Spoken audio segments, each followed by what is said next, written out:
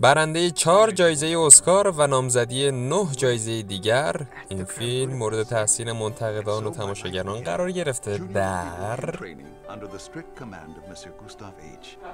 گراند هتل بوداپست. سلام، خیلی خوش اومدین به فیلم بین. امروز اومدیم با The Grand Hotel بوداپست در خدمت شما عزیزان هستیم و قراره با هم دیگه بررسی کنیم و ببینیم که چه نکاتی رو میتونیم از این فیلم با هم دیگه پیدا کنیم. پس با من همراه باش. خب همونطور که میدونیم The Grand Hotel بوداپست به کارگردانی وس اندرسون در ژانر کمدی درام که تو سال 2014 رو پرده سینما رفت و تقریبا هر کسی که اونو دیده عاشق اون شده. من خودم که واقعا کشته مردشم و تم فضایی که وس اندرسون تولید میکنه رو به شدت دوست دارم. فیلمی که با حضور بازیگرای بسیار برجسته مانند ریف فاینز، آدریان برودی و ویلم دفو اکران شد و تونست در 9 بخش مختلف نامزد جایزه اسکار شه و در بخش‌های مانند بهترین موسیقی متن، بهترین طراحی صحنه، بهترین چهره پردازی و بهترین طراحی لباس این جایزه رو به خودش اختصاص بده. فیلم هتل بزرگ بوداپست رو حداقل باید 2 بار ببینیم و با هر بار تماشای اون میتونیم یکی از المان‌های اونو پیدا کنیم و لذت ببریم.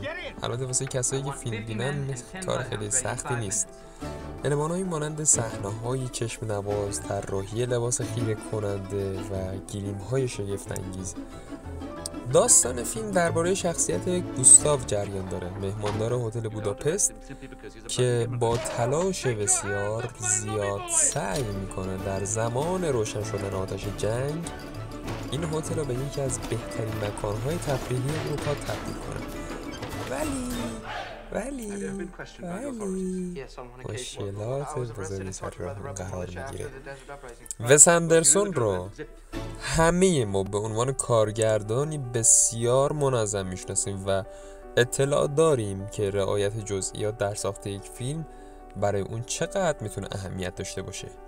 یکی از مهمترین تصمیمات اون برای ساخت فیلم هتل بزرگ بوداپست به این موضوع مربوط میشه که تصمیم گرفت این فیلم رو در نسبت‌های تصویری مختلف اکران کنه. روند داستانی این فیلم در 3 دهه مختلف جریان داره، دهه‌های 30، 60 و 80 میلادی و برای به تصویر کشیدن تصاویر مربوطه هر کدوم از مربوطه درسته دیگه، آره، به هر کدوم از این بازه‌های زمانی از نسبت تصویر متفاوتی استفاده کرد تا تصاویر مربوط به هر دهه با تصاویر مربوط به سایر دهه‌ها در این فیلم متفاوت باشه. نگاه کنین، اینجا با اینجا و اینجا با هم متفاوت بوده. یکی دیگر از جزئیات ریز ولی در عین حال بسیار زیبای فیلم هتل بزرگ بوداپست به روزنامه‌های موجود در این فیلم مربوط میشه. وقتی در یک فیلم سینمایی کاراکتر در حال خوندن روزنامه، معمولاً تیترهای روزنامه ربطی به داستان فیلم نداره، ولی وس اندرسون تصمیم گرفت این موضوع رو در این فیلم رعایت نکنه. هر زمان که یک شخصیت در این فیلم در حال مطالعه روزنامه دیده میشه، تیتر اون روزنامه ارتباط مستقیمی با خط اصلی داستان داره. برای مثال در یکی از لحظات ابتدایی فیلم The Grand Hotel بوداپست میتونیم تیتر یک روزنامه رو ببینیم که به طور کامل پایان بندی داستان این فیلم رو اسپویل میکنه. واو! مراحل فیلمبرداری The Grand Hotel بوداپست نه در بوداپست که در کشور آلمان انجام شده و هتلی که در این فیلم مشاهده میکنیم در واقع هتل بورس در شهر گارلیتز در کشور آلمانه. هتلی که نه تنها محل اقامت مسافرها به شمار میره که از لحاظ توریستی هم بسیار محبوبه. قسمت‌های بسیار زیادی از مراحل فیلمبرداری این فیلم در این هتل انجام شد و به همین دلیل وس اندرسون در ادامه تصمیمات وسواسگونه خود تصمیم گرفت تمام بازیگران این فیلم در طول زمان فیلم برداری در همین هتل اقامت داشته باشند.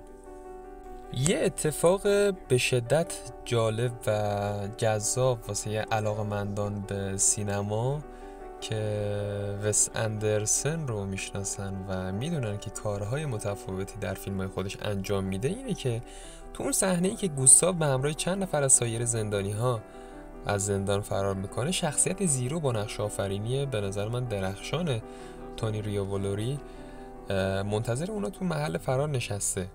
بعد از خدافزی زندانیا با گوستاو و زیرو، یکی از اون شخصیت ها یعنی لودویک با بازی هاروی کیتل سیلی نسبتا محکمی به صورت زیرو میزنه و بهش میگه که مراقب خودت باش.